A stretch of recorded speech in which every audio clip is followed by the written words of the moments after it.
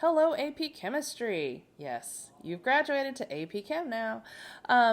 Anyway, welcome to AP Chemistry. This is going to be a relatively, I don't know how long it's going to be, video going over your guys' syllabus because it is just one of those things we have to do to make sure we are all on the same page, to try to make sure the year goes, as smoothly as one in these conditions can go. Like it says here, things will evolve. I sure hope they're going to evolve, right? Help times. Obviously, again, a little bit weird because half of you guys won't be literally on campus. But I do want to emphasize, right, that the need for help, right? It is quite likely that a lot of you found honors chemistry to be decidedly easy, right? Which is fine. That's awesome, okay? And the problem there, right, is that, and I mean this as a compliment, right? There are some of you guys that may have, up to this point, never found math or science terribly challenging, right? If you have a really, really good memory, right, and you are really good at sort of pattern recognition, the thing is that a lot of things just sort of come easily, right? You could rely on those two skills, like if we're being honest, right? No matter how challenging I try to make honors chemistry, as an introductory level first taste of chemistry, there's only so much that we can do there. And so for those of you that are really strong math students, good at pattern recognition, and really good memory, you could sort of coast by without having to really understand a lot of it, right? The problem is that now in AP Chem, right, it is all about application, right? Which means that if you cannot take what you've memorized, turn it upside down, right, flip it backwards, and then see how it fits in a new scenario, you're going to struggle through the class, right?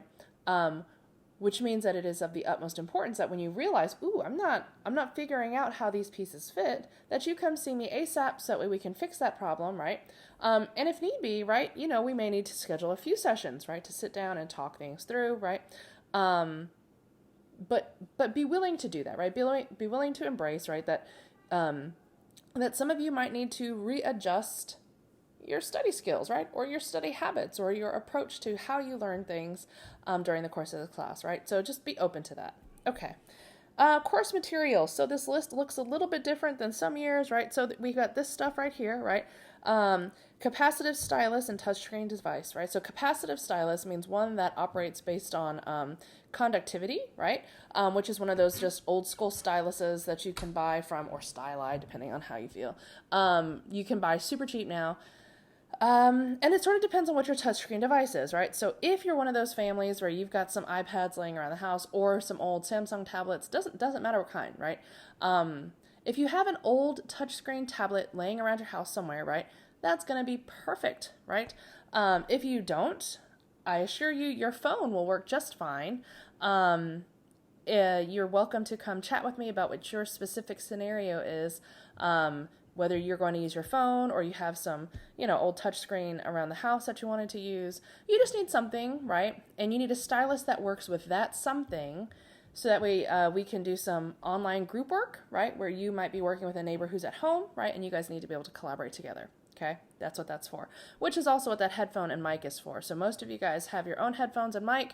You don't have to have like something fancy. We're not talking about like those gaming rigs, nothing like that, right? If you have those like those little iPhone headphones, that's fine, right?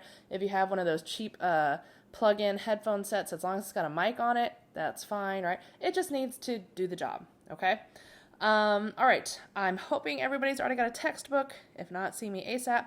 You have to have a calculator for math. I mean, geez, I hope you have that. I like to recommend a binder with A+ dividers. If you're not a divider person, it's fine, right? You don't need dividers. You can just flip through. A spiral notebook, I do recommend that so that way you can keep your WebAssign stuff organized, but, to each their own, however you like to do your organization. And then an AP Chem review book. I do recommend you buy one organized by topic so that way it will match our book flow and you can use it to review for our chapter tests, right, or our unit tests. And then I recommend a second one that's organized by big ideas, so that way you can use that for exam prep in the spring, okay? Okay, why study AP Chem? I feel like the reasons are obvious, right? Chemistry is amazing, it's awesome, full of life things you should know, all that good stuff, right? If you're taking chemistry for reason number 4, right, I am glad that you are up for the challenge, right? Other things that make chem different, right? We will meet on a lab every A day, and yes, what that looks like is a little bit different this year, right? Just for right now, though, right? So what that means is that if you are on campus during ALAP on A days, you belong in my classroom, okay? If you are at home, it's a little bit different, right? I will try to give you a heads up, right? But that is still considered a synchronous period, right? So still you are supposed to be a part of our class during that time, right? And even if I tell you that you don't have to be logged into something watching with us or being with us, right? That is still an assumed 5th hour, right? That we meet during the course of the week, right? So just be mindful to factor that like literal amount of time in, okay? Obviously, it's increased pace and challenge, right? No calculator for certain sections, which if you guys think back to that pretest, no calculator is tough for some people. And then the independent pacing, right? Which goes hand in hand with this one right here, right? Very often what's going to happen is I'm going to give you like, here are your deadlines for the unit, right? Here is when your web assign is due. Here is when your outlines are due. Here is when your test is. Make it work, right? And which means that it's going to be up to you to make sure that you pace yourself accordingly, right? Which means that let's say you've you've decided, oh, I just can't today. And then tomorrow you decide the same thing and the same thing. And then next thing you know, it's Saturday. And like, oh my gosh, I've got this whole thing due on Monday. That whole thing is going to be budgeted at an hour of class plus 1 to 2 hours of homework per day times 5 days. And that's how much work you've saved yourself for the weekend, right? So just please be conscientious and please be thoughtful, right? And remember, right, life things we should know, right?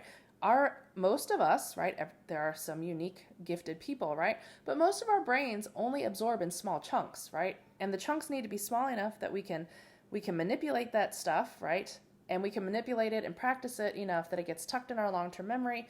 Then we can master the next chunk, right? And that's how most of our brains work, which means that if we're always saving really big piles of stuff, our ability to actually master any of it goes down, right? And we are hindering our own ability to do well, right?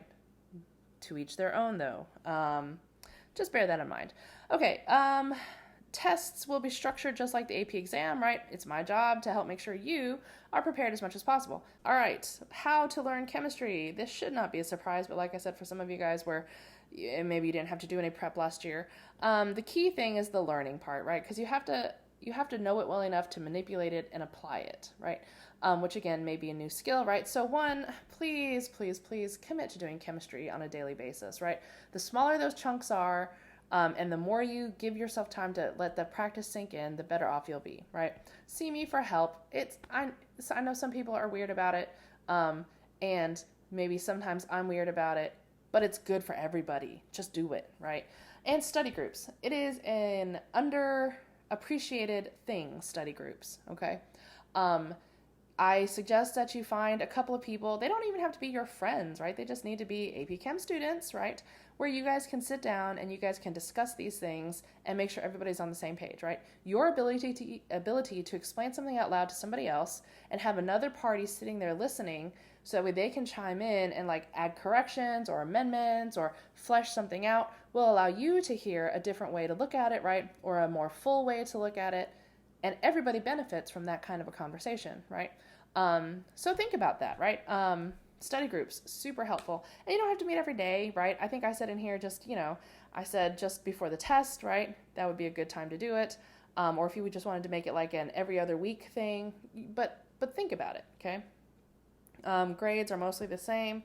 Late work policy is pretty much the same as last year, where I won't take bonus, extra credit, and WebAssign, because WebAssigns are your homeworks. Never accepted late. Class attendance is very, very important, but obviously there are just some things we can't help this year, right? If you have to miss 2 weeks of school, you have to miss 2 weeks of school, right? And we will figure out how to make that work. All right, note this part, right?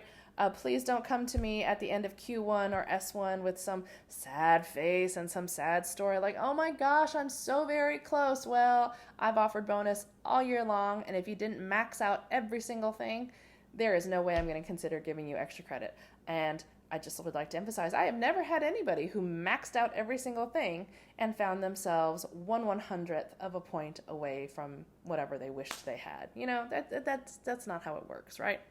Bring your own device. I forgot to update this because I got the formal okay after I'd already done this, so I'm updating you via this video.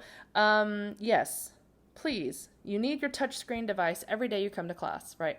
Which means that if your touchscreen device is your phone, you'd better have your phone every single day. If you're doing a tablet or whatever it is, you need to have it, okay?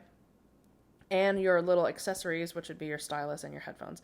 And you probably also need your laptop, unless you have like a really nice tablet that can run WebAssign and can run everything. And again, feel free to talk to me about your specific scenario and we'll go over what's best for you, okay?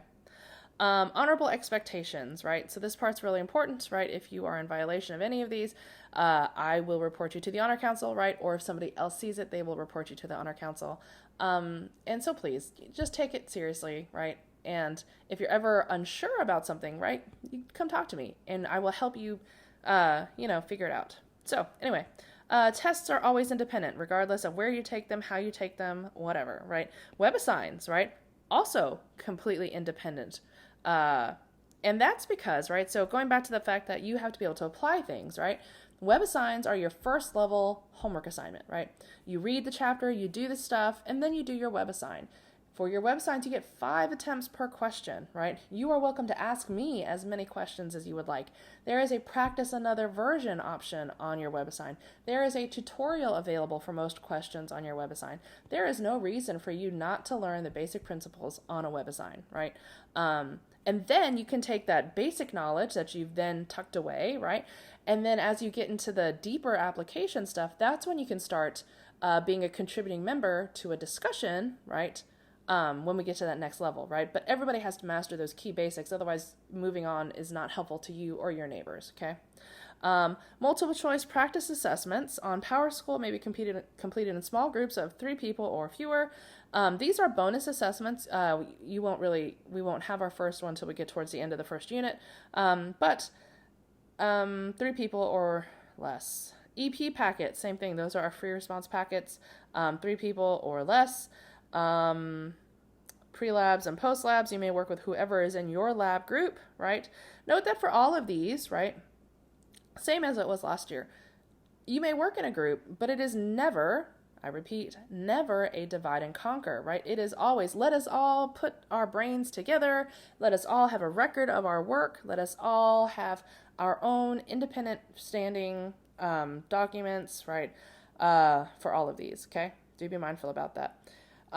Tutors, if you have a tutor, right, they may not assist you on graded assessments, right? No, never. They may never help you on a graded assessment, right? They can help you after the fact. If you are struggling to find something to work with a tutor on, feel free to see me and I can give you some suggestions for that, right? As needed, okay? And then here is the last page is just our general outline for the year. It looks like a lot, but it's really not. And if you'll notice, it may feel like a lot as we go through it, but the whole point is that we end up with a solid month of review at the end, which is part of why you are so well prepared when the exam day comes, right? Because you have had so much time to practice and think and practice again. All right, that's all I have. Thank you for listening. Be good, and I look forward to figuring out how to make all this fun stuff work with you guys. All right, thanks. Be good. Bye.